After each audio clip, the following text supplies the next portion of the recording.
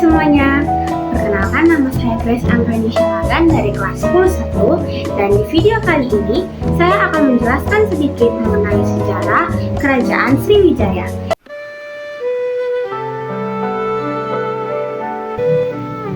Sebelum kita mengetahui kenapa Kerajaan Sriwijaya ini dapat menjadi kerajaan maritim terbesar di Nusantara, kita juga harus mengetahui asal-usul Kerajaan Sriwijaya. Nama Kerajaan Sriwijaya sendiri diambil dari bahasa Sanskerta, di mana Sri memiliki arti bercahaya atau gemilang, Wijaya atau Jaya memiliki arti kemenangan. Maka, nama Sriwijaya memiliki arti kemenangan bercahaya atau kemenangan yang gemilang. Nah, Kerajaan Sriwijaya terletak di Sumatera Selatan, tepatnya di dekat Sungai Musi, yang saat ini kita kenal sebagai Palembang. Kerajaan Sriwijaya sendiri didirikan pertama kali oleh Datuk Kahiyang Sri Jayanasa. Kerajaan Sriwijaya ini tergolong menjadi kerajaan terbesar di Nusantara karena lokasi kekuasaannya yang luas. Nah, lokasi kekuasaan dari Kerajaan Sriwijaya ini mencakup banyak tempat, seperti Jawa Tengah, Kalimantan, Kamboja, Thailand Selatan, hingga Semenanjung Malay. Tidak lupa juga, Kerajaan Sriwijaya ini memiliki armada laut yang luas. Dan kita juga tidak bisa lupakan bahwa mereka sempat menguasai dua selat, yaitu Selat Malaka dan Selat Sunda. Kerajaan Sriwijaya ini juga dapat menjadi kerajaan terbesar di Nusantara karena poin pertama tadi, armadanya itu sangat besar. Yang kedua, karena letak posisinya yang strategis. Nah, letak posisi dari Kerajaan Sriwijaya itu terletak di antara jalur perdagangan atau jalur maritim dan jalur pelayaran dari India, Tiongkok, hingga Timur Tengah. Di mana karena letak yang strategis ini, Sriwijaya dijadikan lokasi pelabuhan atau tempat para pedagang dari India, Tiongkok, dan Timur Tengah untuk berdagang. Istilahnya mereka adalah pusat perdagangan. Di mana pada saat itu Kerajaan Sriwijaya ini menjadi pusat perdagangan rempah-rempah atau hasil kehutanan dan juga emas. Kerajaan Sriwijaya ini juga tergolong menjadi kerajaan yang besar atau terbesar di Nusantara karena Kerajaan Sriwijaya ini dahulunya juga dijadikan sebagai pusat agama Buddha, di mana seperti yang kita ketahui, dulunya ada biksu dari Tiongkok bernama Yixing yang datang ke Kerajaan Sriwijaya untuk belajar. Nah, ketika ia sampai di Kerajaan Sriwijaya, ia mendapati banyak sekali biksu yang belajar di Kerajaan Sriwijaya atau di tempat lokasi Sriwijaya itu sendiri.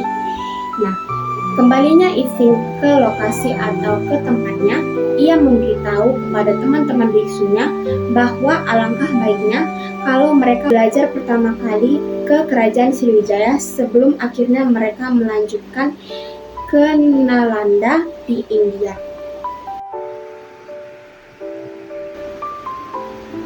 Karena memiliki armada laut yang kuat dan juga pasukan bala tentara yang banyak, maka tidak heran lagi kenapa Sriwijaya ini memiliki cakupan luas lokasi kekuasaan yang besar, di mana lokasi kekuasaan dari Kerajaan Sriwijaya ini ternyata tidak hanya di sekitar Sumatera Selatan saja, melainkan lokasi kekuasaan mereka mencakup Jawa Tengah, Kalimantan, Kamboja, Thailand Selatan, dan Semenanjung Malaya.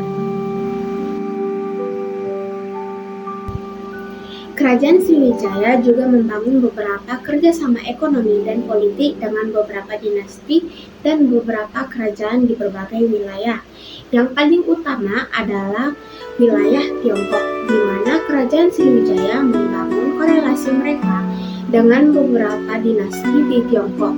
Yang paling erat adalah dinasti Tang dan dinasti Ming, di mana Kerajaan Sriwijaya mengirimkan upeti dan utusannya ke Tiongkok agar mereka memperoleh keuntungan ekonomi dan juga memastikan keamanan sistem perdagangan dan kelancaran perdagangan mereka. Berikutnya adalah korelasi dan kerjasama mereka di bidang ekonomi dan politik serta agama dengan India, tepatnya dengan kerajaan Pala dan kerajaan Kola, di mana kerajaan Sriwijaya, tepatnya Raja Balaputra Dewa, meminta tolong kepada Raja Deva Paladeva untuk membangunkan vihara untuk para siswa-siswa atau biksu-biksu dari kerajaan Sriwijaya yang sedang belajar di sana. Tidak lupa juga kerajaan Sriwijaya juga sempat menolong kerajaan Kola meskipun pada akhirnya mereka juga berseteru. Kerjasama mereka ini juga ditandai dengan adanya Prasasti Nalanda. Yang ketiga adalah kerajaan Sriwijaya juga membangun korelasi dan kerjasama tentang ekonomi dan politik mereka terhadap beberapa kerajaan-kerajaan lainnya di Nusantara. Yang paling kuat adalah Majapahit.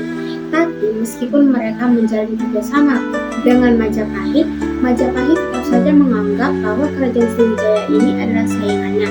Sehingga pada abad ke-14, kerajaan Majapahit akhirnya mengalahkan atau menaklukkan kerajaan Sriwijaya.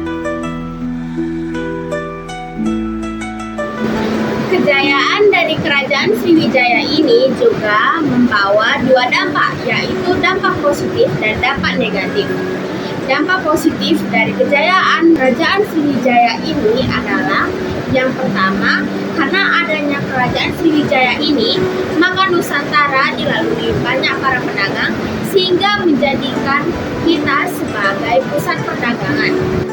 Yang kedua, akibat dari kejayaan dari Sriwijaya ini, Nusantara sempat dijadikan sebagai pusat studi agama Buddha bagi beberapa biksu di berbagai wilayah.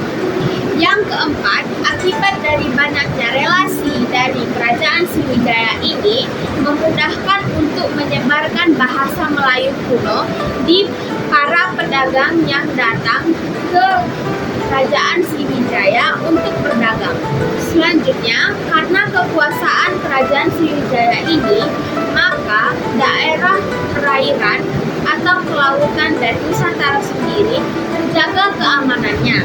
Dan yang terakhir, akibat dari relasi kerajaan Sriwijaya ini dan kejayaannya, melalui itu, maka kerajaan Sriwijaya ini menjadi salah satu kerajaan yang membangun beberapa infrastruktur dan beberapa bukti-bukti kebudayaan Nusantara dari masa lampau.